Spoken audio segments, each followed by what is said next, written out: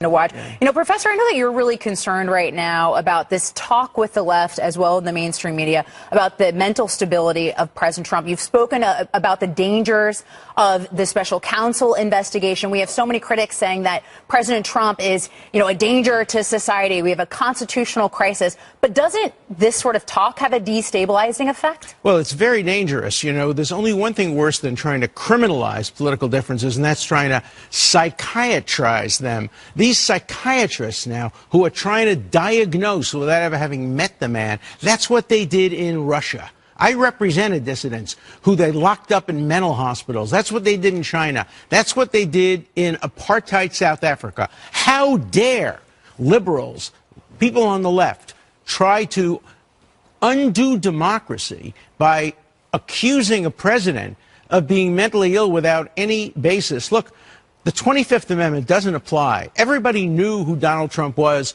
when they elected him. I didn't vote for him. I voted against him. People voted for him. But he hasn't changed in office, and this idea of diagnosing him instead of opposing him politically poses an enormous danger. Well, he was arguably one of the most vetted candidates to ever run for office in public life. The left went after him. But the president, he's even pointed out himself, this is not the first time the left has gone at Republicans. They did the same thing to Barry Goldwater. They did the same thing to Ronald Reagan. Right. What is it about Republican presidents that leads the left to say, we don't just disagree with your policies, you must be crazy? Well, I think over 1,000 psychiatrists diagnosed Barry Goldwater and said he was mentally ill. They were then rebuked by the American Psychiatric Association and said, do not make diagnoses without seeing the patient. And they continue to do it today. Look, about Ronald Reagan, they had a point. He was perhaps beginning to develop Alzheimer's. We have a 25th Amendment for that. But the 25th Amendment is not supposed to be invoked if you don't like somebody's politics or you don't like his style.